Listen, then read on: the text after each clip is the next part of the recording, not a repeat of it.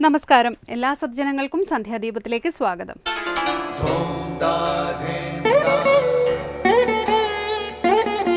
ശുഭം ഭവതു കല്യാണമായുസാരോഗ്യവർദ്ധനം സർവദുഃഖ വിനാശായ സന്ധ്യാദീപം നമോസ്തുതേ.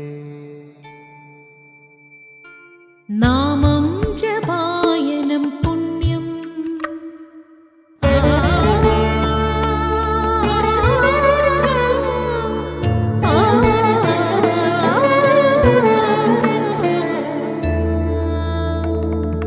നാമം ജപായനം പുണ്യം നിരുപമദീപാങ്കുരം പോലെ സ്വരശ്രുതിലയവരമതുലം ദീവാങ്കണം മോക്ഷസംഗീതസാരം നീളും വഴിത്താരയിൽ ജീവതാരം മന്ത്രാലാപം മായാവിൻ നിൻ പ്രസാദം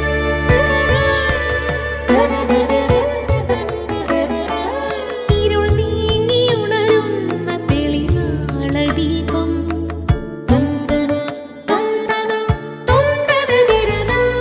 ഇരുൾ നീങ്ങിയുണരുന്ന തെളിനാളദീപം പ്രണവാമൃതം ചൊരിയുന്ന ദീപം ദീപം ദീപം ദീപം ദീപം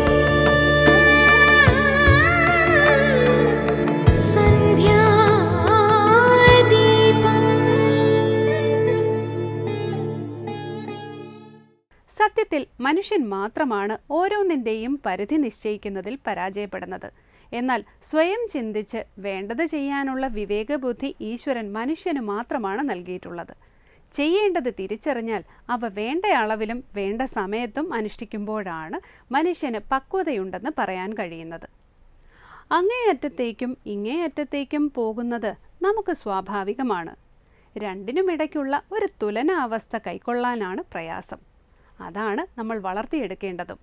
എല്ലാം ആവശ്യത്തിന് മാത്രം എന്നതായിരിക്കണം നമ്മുടെ ലക്ഷ്യം. ഇങ്ങനെ എല്ലാ കാര്യത്തിലും മിതത്വം പാലിച്ച് മുന്നോട്ട് പോകുന്നവർക്ക് ആയുസ്സും ആരോഗ്യവും ഉണ്ടാകും, ജീവിതത്തിൽ ശാന്തിയുണ്ടാകും. അങ്ങനെയുള്ളവർ ആത്മീയ പുരോഗതിയും കൈവരിക്കും. തുടർന്ന് ശ്രീ കാവാലം ശ്രീകുമാർ മനീഷ പഞ്ചകം ആലപിക്കുന്നത് കേൾക്കാം.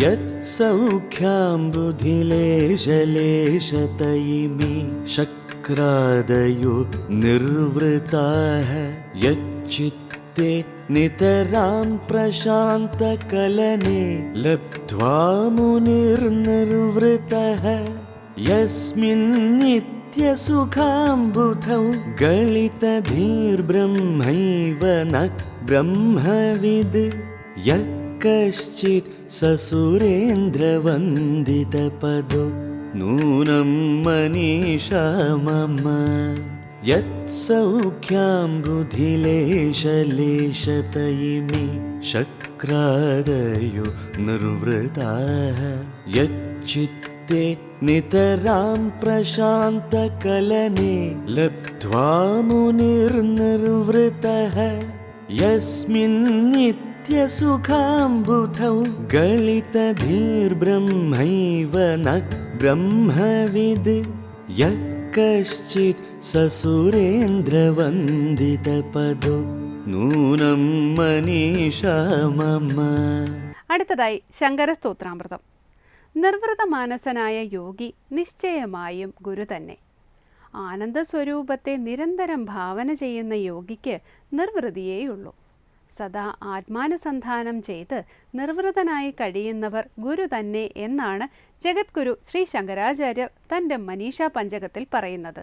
ഇതിനെക്കുറിച്ച് കൂടുതൽ വ്യാഖ്യാനിക്കുകയാണ് ഇന്ന് ശങ്കരസ്തോത്രാമൃതത്തിൽ സ്വാമി ചിദാനന്ദപുരി.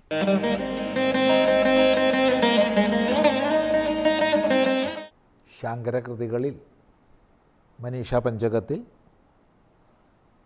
4-ാമത്തെ ശ്ലോകമാണ് നമ്മൾ ശ്രദ്ധിക്കുന്നത്. അവിടെ സകല ജീവജാലങ്ങളാലും ഞാൻ എന്ന് ഉള്ളിൽ യാതൊന്ന് മനസ്സിലാക്കപ്പെടുന്നുവോ, യാതൊന്നിനെ കൊണ്ട് ഹൃദയവും ഇന്ദ്രിയങ്ങളും ശരീരവും വിഷയങ്ങളുമെല്ലാം പ്രകാശിപ്പിക്കപ്പെടുന്നുവോ, ഉള്ളതാക്കി നിലനിർത്തപ്പെടുന്നുവോ, അതിനെ, ആ ആത്മാവിനെ ഭാവന ചെയ്യുന്നവൻ. അപ്പോൾ ആത്മാവിനെ ഭാവന ചെയ്യുന്നവൻ എന്നുള്ളതിനെ വിശേഷിപ്പിച്ചതാണ് ഈ 2 പാദങ്ങളെ കൊണ്ട്.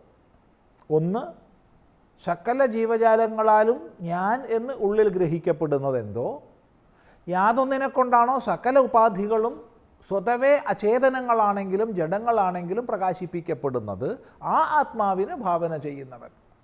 എങ്ങനെ ഭാവന ചെയ്യുന്നവൻ? മറയ്ക്കപ്പെട്ട സൂര്യബിംബത്തെ ഭാസ്യൈഹി, ആ സൂര്യബിംബത്താൽ പ്രകാശിപ്പിക്കപ്പെടുന്നവയാൽ ഭാവന ചെയ്യുന്നവൻ. ഒന്നുകൂടി സ്പഷ്ടമാക്കിയാൽ, മേഘമണ്ഡലം സൂര്യനെ മറച്ചു. ഇപ്പോൾ സൂര്യമണ്ഡലം മേഘത്താൽ മറയ്ക്കപ്പെട്ടു, ശരിയാണ് നമ്മുടെ ദൃഷ്ടിയിൽ. എന്നാൽ നമുക്ക് ആ മേഘത്തെ കാണാൻ കഴിയുന്നുണ്ട്. ആ മേഘത്തെ നമ്മൾ കാണുന്നതോ സൂര്യൻ്റെ പ്രകാശം കൊണ്ടാണ്.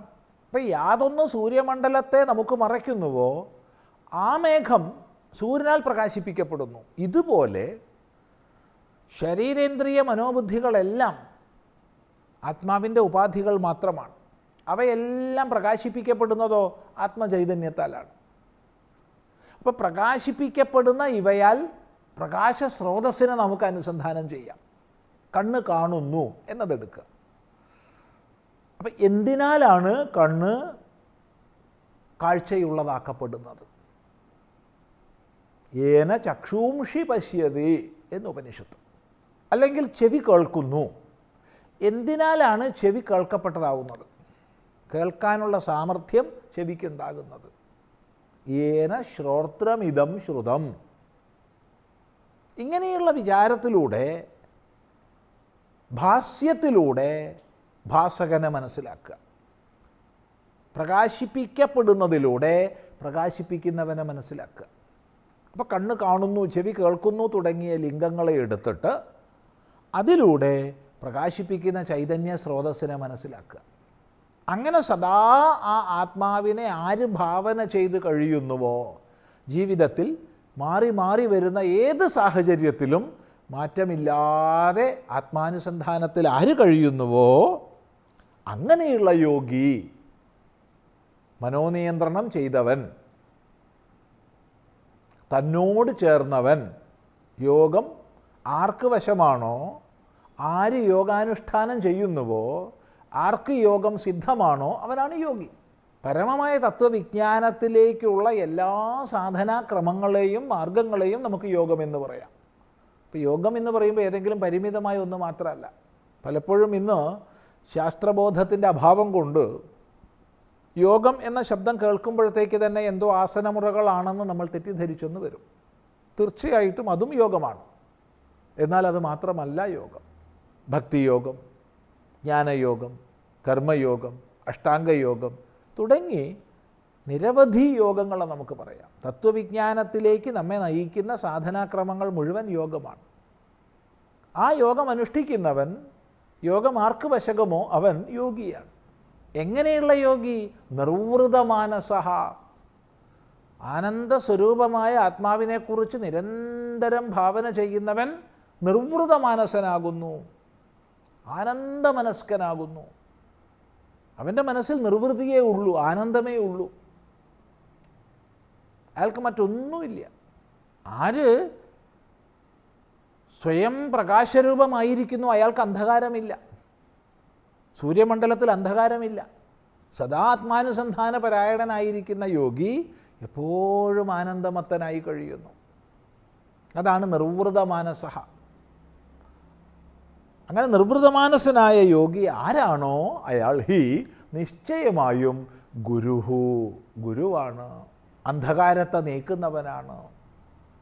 ഇങ്ങനെയുള്ള ആൾ ചണ്ടാളനാകട്ടെ ദ്വിജനാകട്ടെ, ചണ്ടാളോസ്തു സതു ദ്വിജോസ്തു, അവൻ ചണ്ടാളനാകട്ടെ ദ്വിജനാകട്ടെ, ഗുരുരിത്യേഷാ മനീഷാ മമ.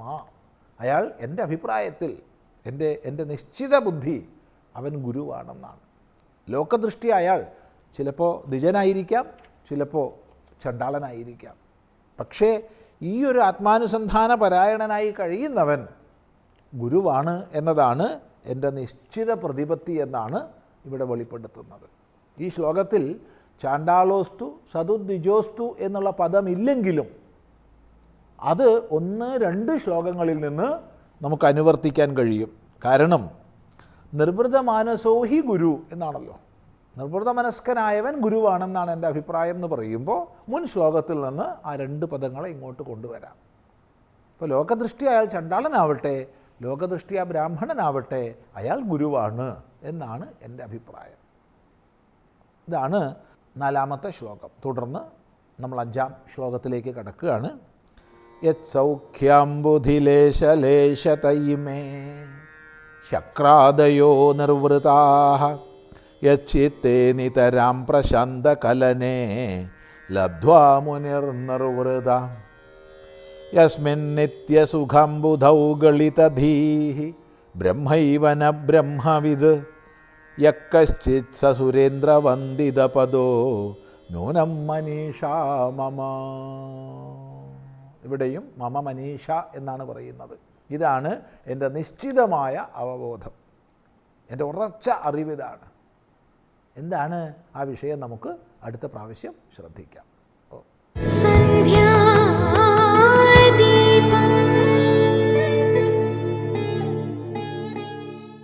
അടുത്തതായി സനാതനധർമ്മമാണ്. ഇന്ന് സനാതനധർമ്മത്തിൽ സ്വാമി വിവേകാമൃതാനന്ദപുരിയുടെ സനാതനധർമ്മ ചിന്തകൾ കേൾക്കാം.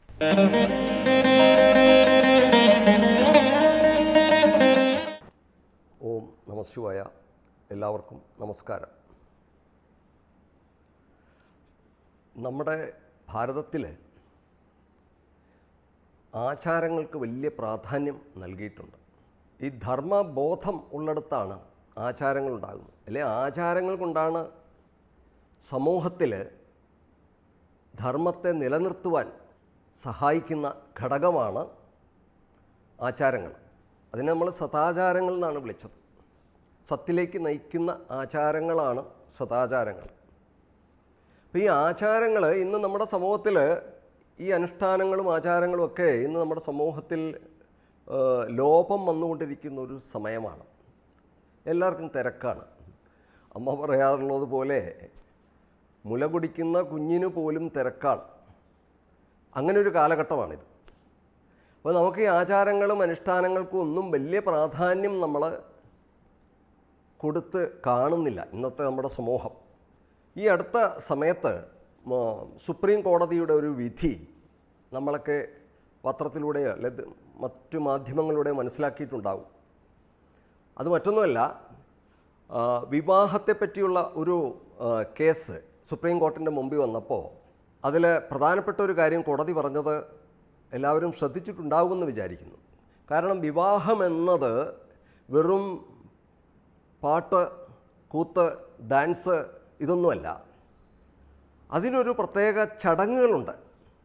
ആ ചടങ്ങുകൾക്കൊരു പ്രത്യേകതയുണ്ട്. ആ ചടങ്ങുകളോട് കൂടാതെ അതൊരു വിവാഹമായിട്ട് അംഗീകരിക്കാൻ സാധിക്കില്ല എന്ന ഒരു വിധിയാണ് കോടതി കൊണ്ടുവന്നത്. കാരണം അതിനൊക്കെ ഒരു പ്രാധാന്യമുണ്ടത്. അപ്പം നമ്മുടെ ഭാരതീയ സംസ്കാരത്തിൽ, കുടുംബസങ്കല്പത്തിൽ വളരെ പ്രധാനപ്പെട്ട ഒന്നാണ് ഈ വിവാഹ ജീവിതമൊക്കെ. അപ്പോൾ അതെല്ലാം നമ്മൾ ജീവിതത്തെ മുഴുവൻ യജ്ഞമായിട്ട് കണ്ടവരാണ് നമ്മൾ ഭാരതീയർ. യജ്ഞസങ്കല്പം എന്ന് പറഞ്ഞാൽ എല്ലാത്തിനെയും ആരാധനയോടുകൂടി കണ്ടതാണ്. നമ്മുടെ സകല കർമ്മങ്ങളും ഈശ്വര ആരാധനയായി തീരണം എന്നുള്ളതാണ് ഈ ആചാരങ്ങളുടെ എല്ലാ ഉദ്ദേശം. മാത്രമല്ല നമ്മുടെ ജീവിതം മുഴുവൻ ആ സ്മരണ ഓരോ കർമ്മങ്ങളിലും നമുക്ക് നിലനിർത്തുവാൻ അത് സഹായിക്കുന്നു എന്നുള്ളതാണ്. ആചാരങ്ങളിലൂടെ അത് സഹായിക്കുള്ളൂ. ഇപ്പോൾ വിവാഹം തുടങ്ങിയ കർമ്മങ്ങളിൽ നമുക്കറിയാം, പണ്ട് കാലങ്ങളിൽ വിവാഹിതരാകാൻ പോകുന്ന ദമ്പതികൾ അവർ കുറേ ആചാരങ്ങൾ ചെയ്തിരുന്നു. അവർക്ക് അനുഷ്ഠാനങ്ങളുണ്ടായിരുന്നു, വ്രതാനുഷ്ഠാനങ്ങളുണ്ടായിരുന്നു. അതിനുശേഷമാണ് വിവാഹവേദിയിൽ തന്നെ പോകുന്നത്. എല്ലാവരുടെയും അനുഗ്രഹങ്ങൾ അവർ ഏറ്റുവാങ്ങിയിരുന്നു. മുതിർന്നവരുടെ, മാതാപിതാക്കന്മാരുടെ, അതിന് മുതിർന്ന ബന്ധുജനങ്ങളുടെ എല്ലാം അവരുടെ പാദം തൊട്ട് വന്നിച്ച് അവർക്ക് വസ്ത്രം നൽകി അവരെല്ലാം കൈ ഉയർത്തി ഇവരെ അനുഗ്രഹിക്കുന്ന ചടങ്ങുകളുണ്ടായിരുന്നു. അങ്ങനെയുള്ള ചടങ്ങുകളൊക്കെ വളരെ പ്രധാനപ്പെട്ടതാണ്. അത് നമ്മുടെ ഭാരതത്തിലെ ഏത് ചടങ്ങുകളെടുത്താലും അതിൻ്റെ പിന്നിൽ ഇത്തരം ആചാരങ്ങൾ കാണാം. ഒരാൾ വീട് വെച്ച് കയറുകയാണ്, ഗൃഹപ്രവേശനം എന്ന് പറഞ്ഞൊരു ചടങ്ങാണ്. ആ ചടങ്ങിൽ നമ്മൾ എന്താ ചെയ്യുന്നത്? എല്ലാവരെയും നമ്മൾ ക്ഷണിക്കുന്നു, അയൽപക്കക്കാരെയൊക്കെ വിളിക്കുന്നു, ചുറ്റിലുമുള്ളവരെല്ലാം വിളിക്കുന്നു. പിന്നെ അത് ആ കെട്ടിടം ഉണ്ടാക്കിയ മേസ്തിരിമാരെയും മറ്റും ആശാരിമാരെയും എല്ലാം വിളിച്ചിട്ട് അവർക്ക് വസ്ത്രം കൊടുക്കുന്നു, ദക്ഷിണ കൊടുക്കുന്നു, അതുപോലെ വരുന്നവർക്കെല്ലാം അന്നം കൊടുക്കുന്നു. ഇങ്ങനെയെല്ലാം കൊടുത്തിട്ട് ആ ഗൃഹപ്രവേശനം ചെയ്യുന്ന ചടങ്ങിൽ നമുക്കറിയാം, നിലവിളക്ക് കൊളുത്തി പാലുകാച്ചൽ എന്ന് പറഞ്ഞ ചടങ്ങുണ്ട്. അതിനകത്ത് വലിയ തത്വമുണ്ട്. ആ പാല് കാച്ചി നമ്മൾ ആ പാല് ഉറയൊക്കെ ഒഴിച്ചിട്ടാണല്ലോ നമ്മൾ അതിൽ നിന്ന് നമ്മൾ തൈര്, വെണ്ണ, നെയ്യ് ഇതൊക്കെ നമ്മൾ പുറത്തേക്ക് എടുക്കുന്നത് അതിൽ നിന്നാണല്ലോ. അപ്പോൾ നമ്മുടെ ജീവിതം ആ ഗൃഹപ്രവേശന സമയത്ത് നമ്മളെ ഗൃഹത്തിലേക്ക് പ്രവേശിക്കുന്നതിൻ്റെ പിന്നിൽ പോലും വലിയൊരു ലക്ഷ്യമുണ്ട്.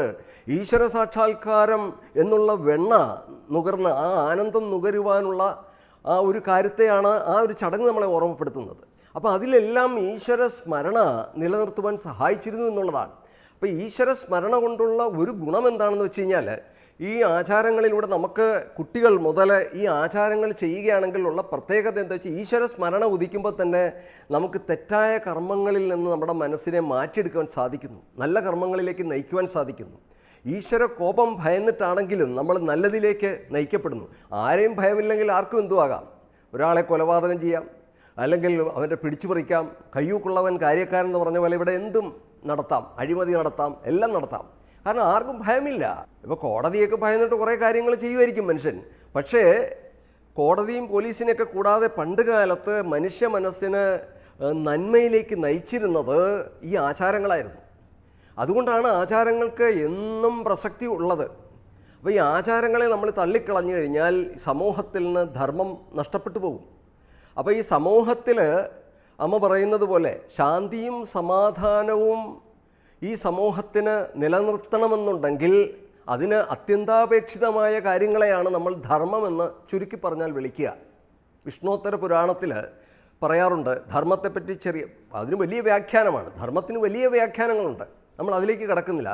ഒരു ചെറിയ രീതിയിൽ ധർമ്മത്തെപ്പറ്റി വിഷ്ണോത്തര പുരാണം പറയുന്നത് ഇപ്രകാരമാണ്: എനിക്ക് ഹിതമായ ഒരു കാര്യം ഞാൻ മറ്റൊരാൾക്ക് ചെയ്യാവുള്ളൂ, എനിക്ക് ഹിതമായിരിക്കണം അത്.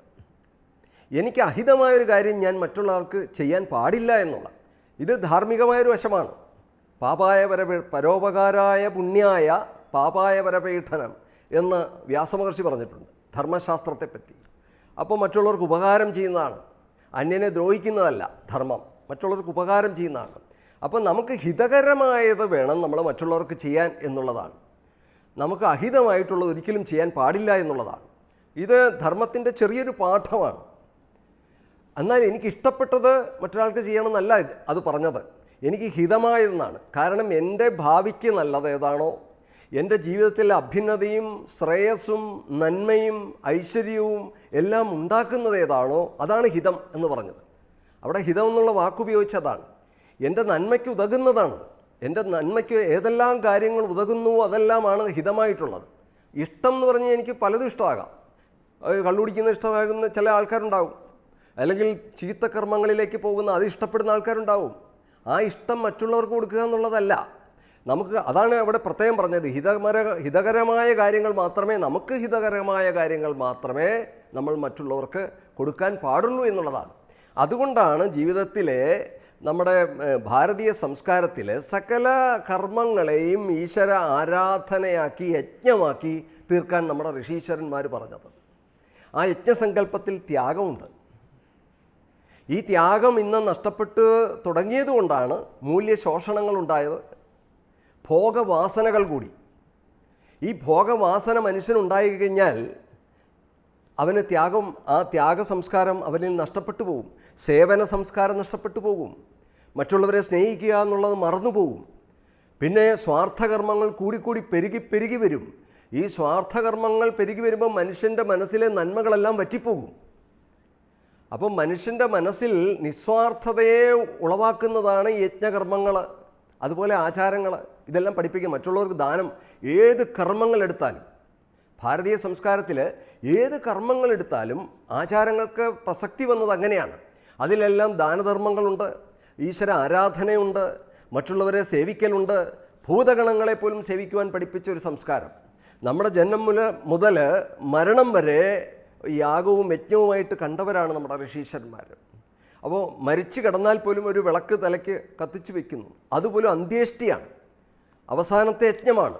ആ മരിച്ചു വീഴുന്ന സമയം പോലും ആ അവസാനത്തെ യജ്ഞം ചെയ്തുകൊണ്ട് ജീവിതത്തെ സ്വാർത്ഥകമാക്കിക്കൊണ്ട് ഈ ലോകത്ത് നിന്ന് വിട പറയുന്ന ഒരു മനുഷ്യൻ്റെ ചാരിതാർത്ഥ്യത്തെ കാണിക്കുന്നതാണത്. അതാണ് അത് ഇഷ്ടിയായിട്ട് മാറി. ഇഷ്ടി എന്ന് പറഞ്ഞാൽ യാഗം. അപ്പോൾ അങ്ങനെയുള്ള സംസ്കാരമാണ് നമ്മുടെ ഭാരതീയ ഋഷീശ്വരന്മാർ നമ്മുടെ ലോകത്തിന് ഏകിയത്. അപ്പോൾ ഇത്തരം ആചാരങ്ങൾക്ക് സത്യത്തിൽ എന്നും പ്രസക്തിയുണ്ട് എന്നുള്ളതാണ്.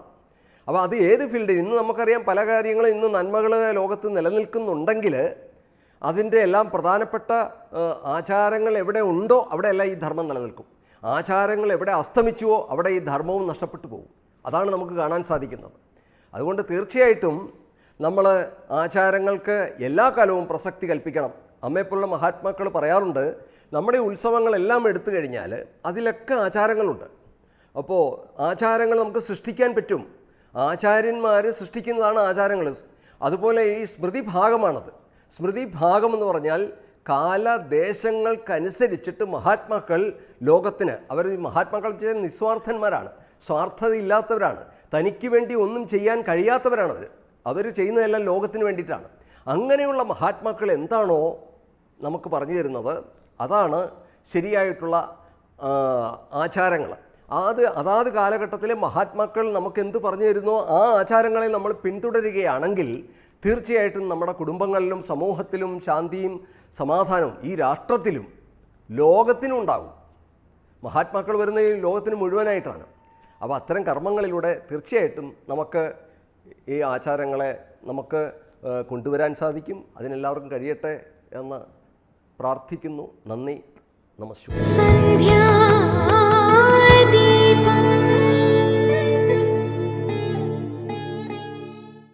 അടുത്തതായി ദീപാരാധനയാണ്. ക്ഷേത്ര സന്നിധിയിലെത്തി മംഗളാരതി തൊഴുത് ഇന്നത്തേക്ക് മടങ്ങാം. എല്ലാവർക്കും നമസ്കാരം.